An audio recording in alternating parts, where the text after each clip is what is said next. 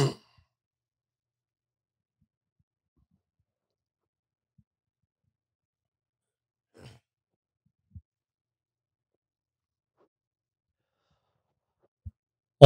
what's up, everybody? Welcome to SnailMail Friday episode. Yeah, welcome everybody to our fun episodes where you guys call in and leave us a voicemail.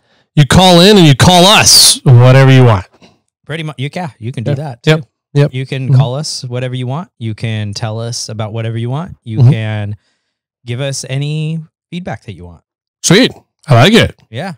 It's that simple. Yeah. Just don't call me Nancy.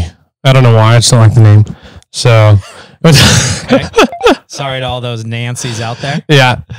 All right. So let's see. It's the new age Karen, the 2024 Karen. That's what it is. Yeah, Nancy's. All right. So, we got 17 voicemails. Oh my gosh. And we're gonna get through all of them in about 10 minutes. You ready? Okay. That's not even possible. I don't think so either. I don't even think we could listen to them all in 10 minutes. Exactly. All right, so let's start with the first one here. What's your name? No name. Dana44. Content. All right, Content. Cool. Here we go. Just calling to comment on your Dana44 stuff and your 8-inch Toyota. I used to have a 85 4Runner with a Mopar 8 3/4 center section using Toyota shafts and outers. Nice. That used to be a thing with 88 gears. The Dana 44s are all over the place in spline counts and shafts. You can get 35 spline lockers for a Dana 44, and a Jeep JK Dana 44 has a thicker pinion and larger ring gear, and the issues with it are the housings. JK Dana 44 front might be a good candidate for like a Tacoma or something with the transfer case drop on that side. The advantage of tons versus factory JK, and I assume JLs. I'm in a JL diesel right now with Dana 44s.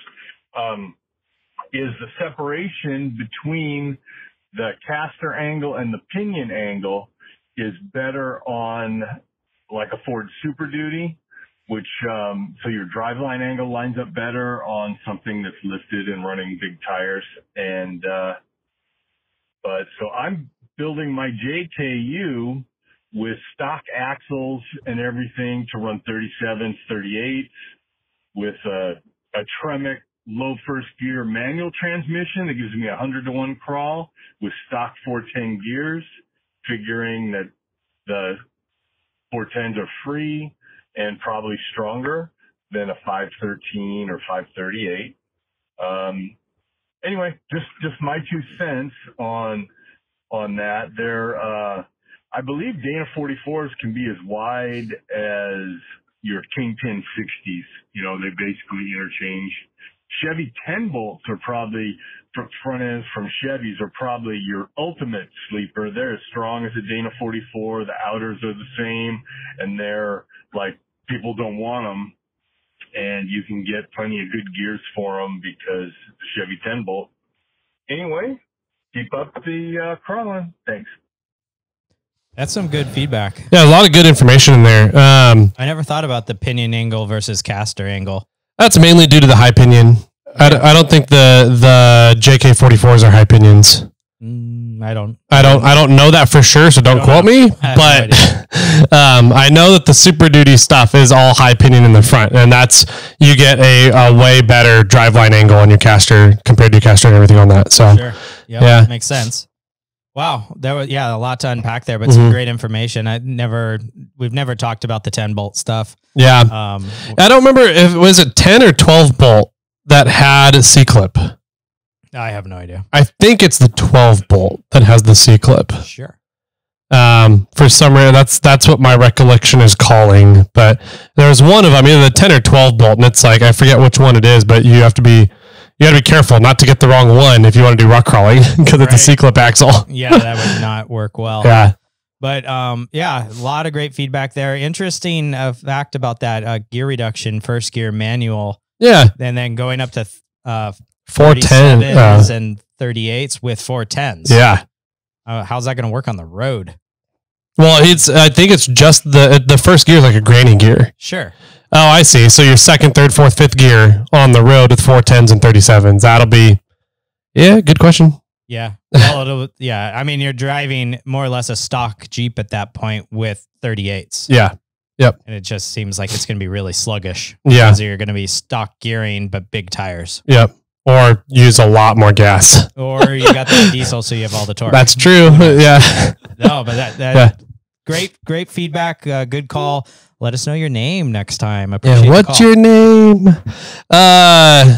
Tony. Anyways, next one. Tony is Nick from Montana. Nick from Montana. All right, here we go. All right. Yo, Nick from Montana, whatever. Talking about your duties as a father and husband and all that. I think men on the whole, or at least myself, I've always been raised that I don't matter. That's fine. Like I serve my country. I will die for my country. I will die for my buddies. I will do. So you're constantly told to protect, defend, to sacrifice. And that's just kind of a masculine trait in my brain. So when it comes to sacrificing my time, so that my wife, who's a stay-at-home mom, gets to do stuff that she needs to do, where she's not having to talk to a 2-year-old, it's fine. And it also means that I get to take a 2-year-old into the garage with me, and like she has helped build wiring harnesses and axles and ambulances and all kinds of shit. So I think it's just kind of part of it. I don't think that we're pushovers. I think that we're taught to sacrifice and take care of the family. And I think that that's an honorable thing. And I think that it's worth the time to be spent actively engaged and present with your family. Because we don't really think about all the crap that the wives do. The scheduling, the meal planning, the shopping, the cooking, all that kind of stuff that I do not want to do at all. That's her job, and and she does it without complaining most of the time. And I bitch about everything constantly. And Tyler, sorry, I feel like your ADD brain is gonna bitch about it too. So you'll be all right. It's just part of it. And it's fun. It pays off, especially like these little meat potato mode, where Reed's at. Eventually he'll develop a personality and an attitude, and you'll have a blast going on wheeling trips and working on stuff and, running around with screwdrivers and dental picks and all that crap. Anyway, it's super fun. I didn't buy a diesel Hilux. Still looking. We're back in the States. Love you, proud of you. See ya.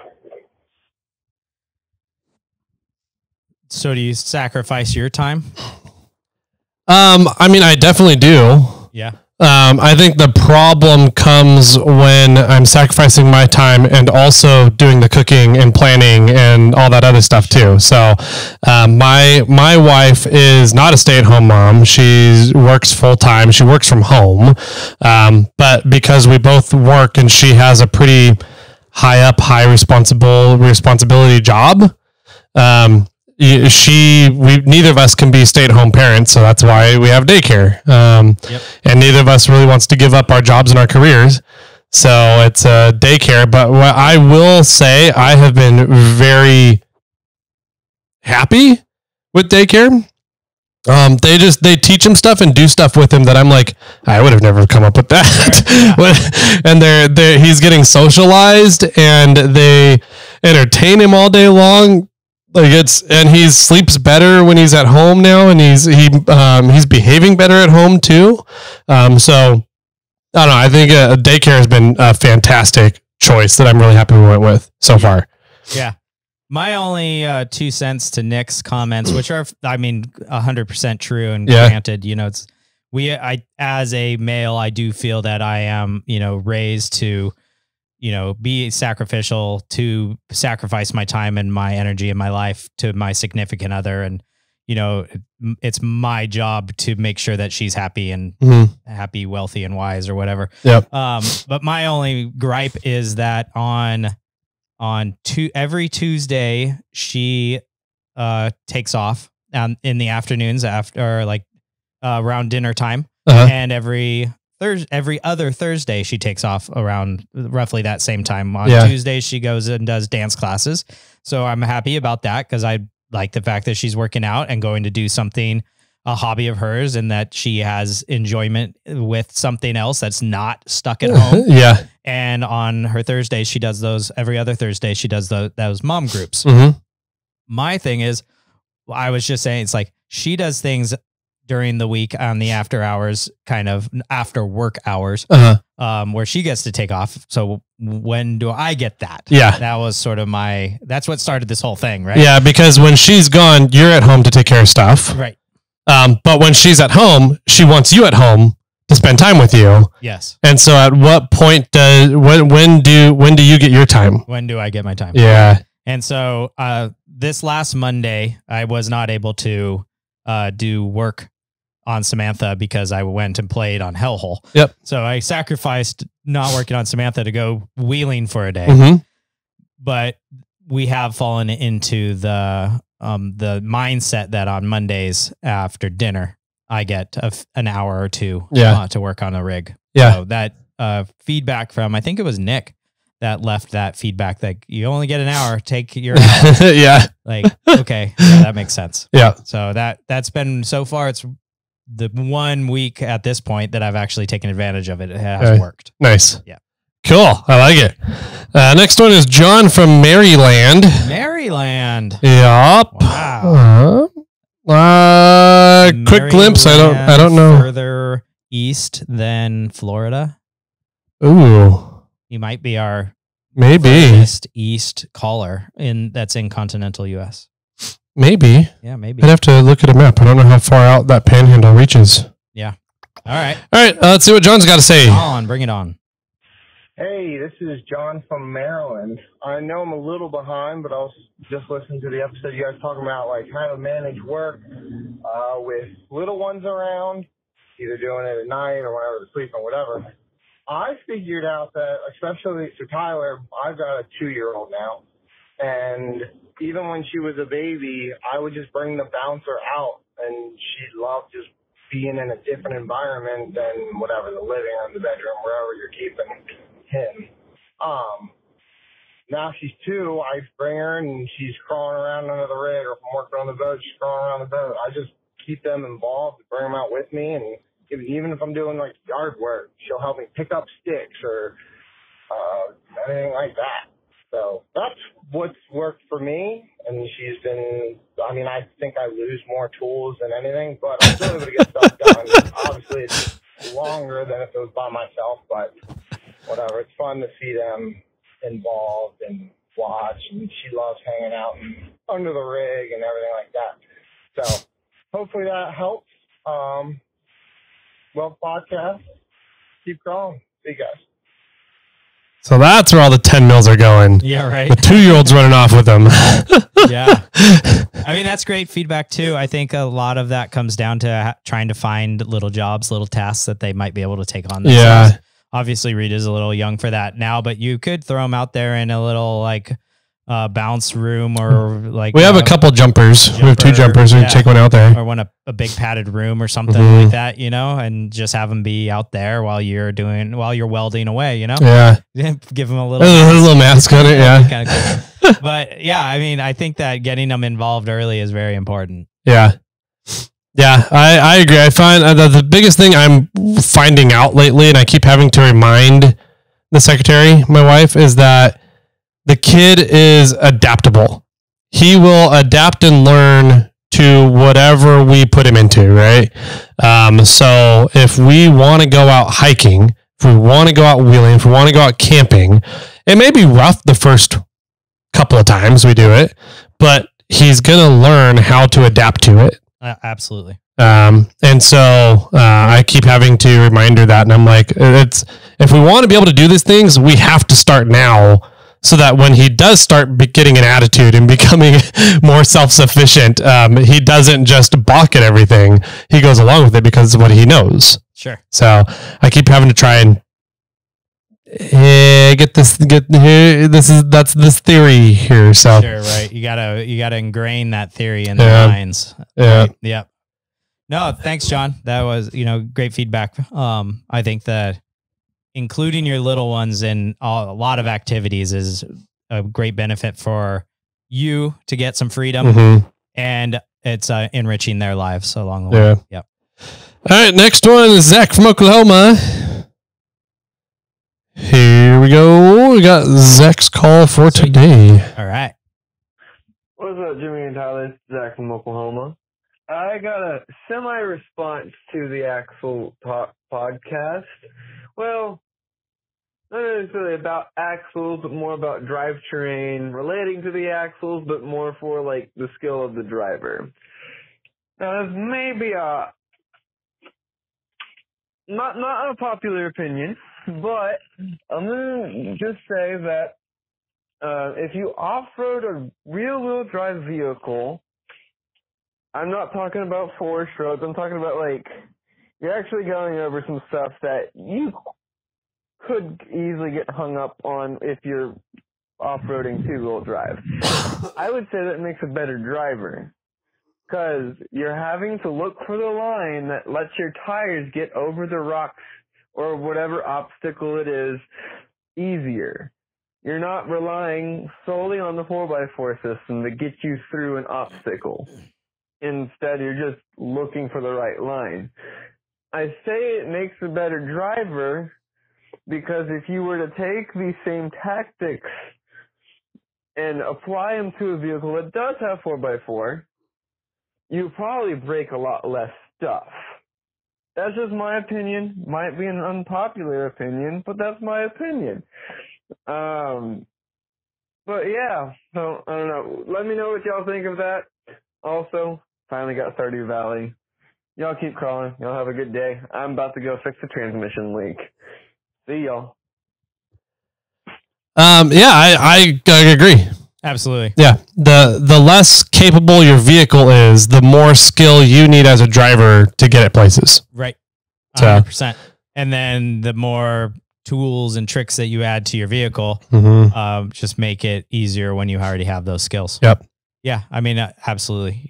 And you could just go as far, also saying like, if you've ever wheeled without lockers and then you start adding your lockers to your vehicle and, just everything becomes a little bit easier. Yeah. They're all ways to make it simpler so you can go do stupider stuff. Yep. Exactly. Right. Yeah. And, version 1.6 of Stardew Valley is supposed to come out on November 4th, and it's a massive upgrade. So get ready for that.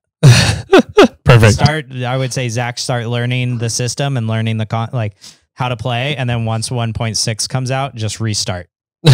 Restart the whole game? Yeah. Essentially? Okay. Well, I mean, it's almost a never ending game. Okay. Right. There's many ways that you can air quote complete the game. You can go a friendship route. You can go the gardening route. You can do the farming route. You can do the mining route. Like there's a lot of ways that you can go. But then when you complete that session, now I can go do the family route or go do whatever other version you want. Okay. If you're going to platinum it, I don't know how people can platinum it. You got to learn how to sew. You got to learn how to cook. You got to learn how to do all different things. It's just nuts.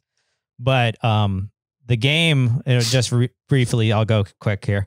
The game has a holiday every season. And right now the holidays are roughly the same every single time. Every year the holidays, it's the same holiday, same setup, the people say the same things, right? It's just, I'm on year 4 and it's I know everything. I've already done it all. Well, the new versions, things are supposed to change, like new activities at this holiday event, or people are saying different things. And then there's a whole lot more supposedly in it as well. Nice. So it's supposedly a really big upgrade. It came out on the PC already, and everybody's been ranting and raving on it. And now it's about to hit mobile and consoles. Nice. So yeah. Sweet. That's cool. Yeah, that's the only game I'm playing right now, and I actually haven't even played it that much. I'm playing World of Warcraft again. Again? Yeah, and the Race to World First is on right now. Oh. And it's exciting. So I will just say Team Liquid. So they're in LA. I would love to go down and tour their facility. Let's go. All right. I'm going to go visit Weld's Taco. Oh, there you go. Yeah, you can visit Rob and I'll go visit Liquid. Perfect. Yeah. Anyways, next one up is Kevin Poole. Mr. Noodle. Mr. Poole Noodle. What you got? Axle Talk. Let's see what Axle Talk Kevin's got. Hey, Jimmy Tyler, Kevin here. Hey, so you guys talking about horsepower, axle ratios, and all this stuff. I can kind of talk to this because the last 3 years I've gone through this. So I had the 22RE and the 4Runner, and I think with everything I had done, maybe 120, 125 horsepower to the crank. I think those are 113 stock. So as soon as I did the 1-ton swap and went to the 43s, I could use the 22RE, could not get it past third gear on any flat, straightaway, highway, anything like that. Wheeling was fine, but I ended up having to take it up to like 3,500 RPMs to 4,000 RPMs when I was crawling, just to have the RPMs up high enough so that I wouldn't kill the motor. If I let it idle, it would just die. So I had to have the RPMs up. What's funny is I used more fuel with the 22RE and the 43s than with the LS. As soon as I went to the LS, it is pushing 435 horsepower to the wheels. So the crank, I don't know what's the crank. Same axles, 513s with 22RE and the LS, same tires. The difference is I can put it in first gear and go the same speed as I was with the 22RE, but I can let it idle. And then obviously if you want to romp on it, you can, but I never find myself having to give it a lot of gas, a little low power or whatever.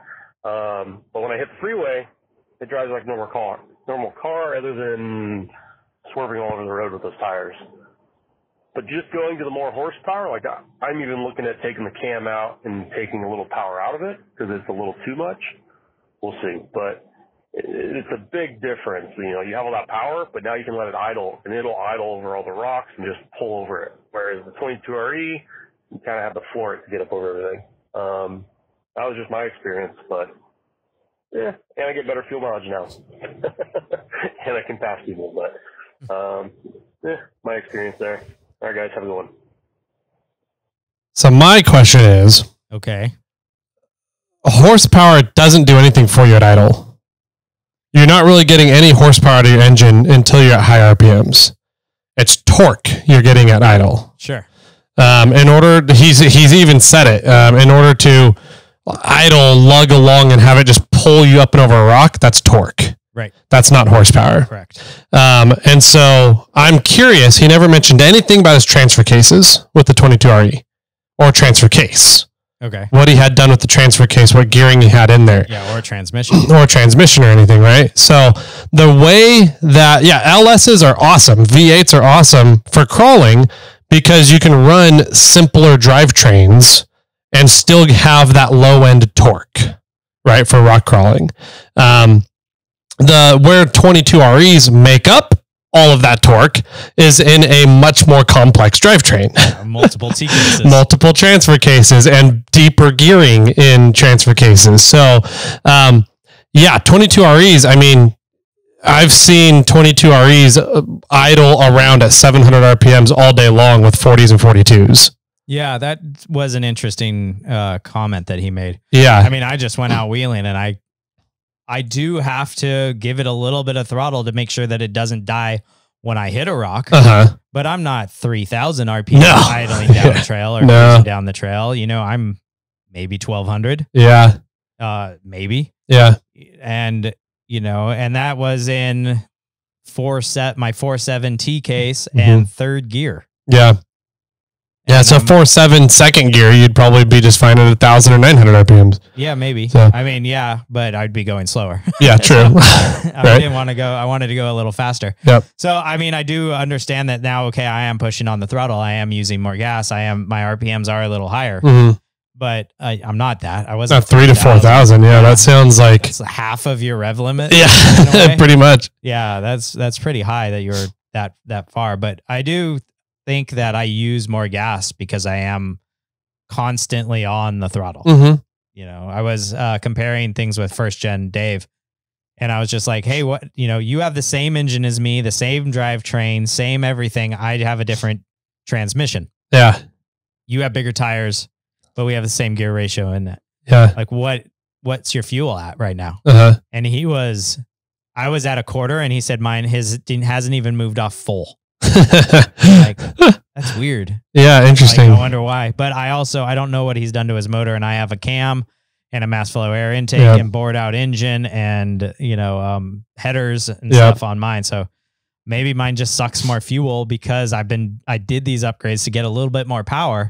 So it's just drawing more fuel at that, where if it was completely stock, it might not have as much power. I mean, and we're talking what, like 5%. Yeah, maybe with the twin Tories. Save that 5% in fuel easily. Yeah. Who knows? Yeah, it's interesting. Kevin, call back and let us know what you had with your drivetrain setup with the 22RE, because that's where I'm interested versus the two drivetrains between the LS and the 22RE. Yeah, I can't imagine he's on the same transmission and T cases on the LS. No, on the 22RE. The LS would blow those up so quick. Exactly.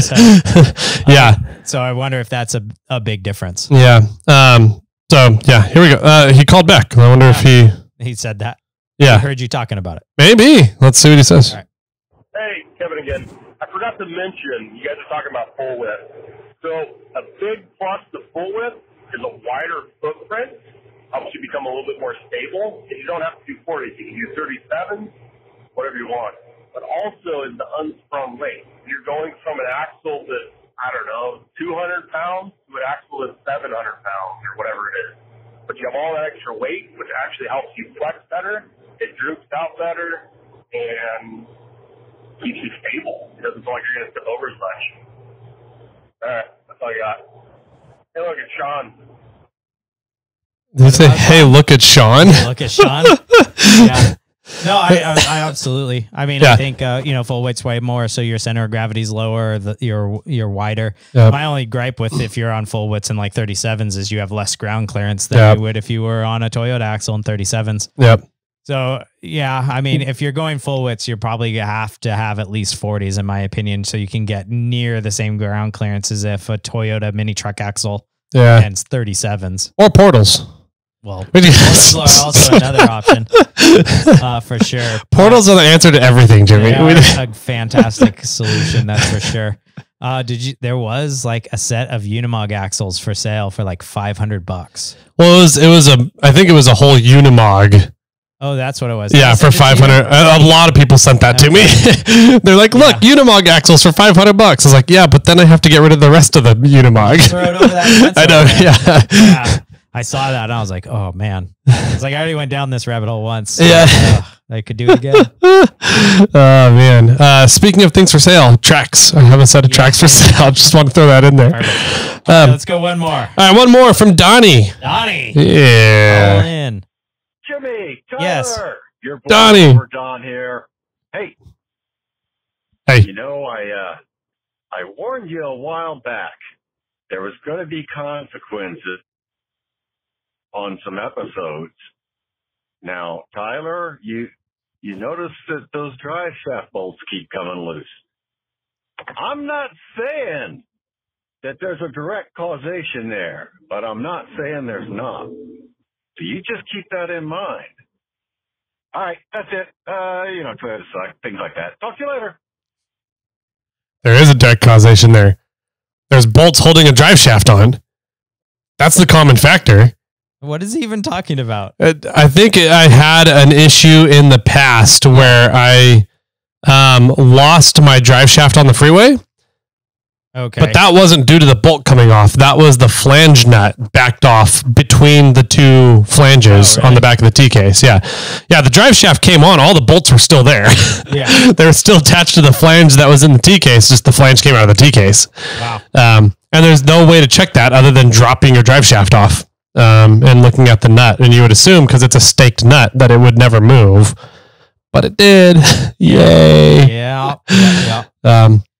So yeah, the only other time I've dropped a drive shaft was early. It was like one of the first trips I did with the white first gen 4Runner out at Prairie City. And the front drive shaft just fell down. It was sitting on my skid plate the way my front drive shaft did at Fordyce a couple months ago. Got it. So that was 7 or 8 years, 9 years ago, something like that. One of the only times I've dropped a drive shaft was on Fordyce on, what is it, Sunrise Hill or Driveline? Yeah. It was on Driveline, I think. Wasn't that because it split though? Your splines came out? Yeah. Exactly. I assume my shoulder. Yeah. So I rolled the whole drive shaft completely apart. Yeah.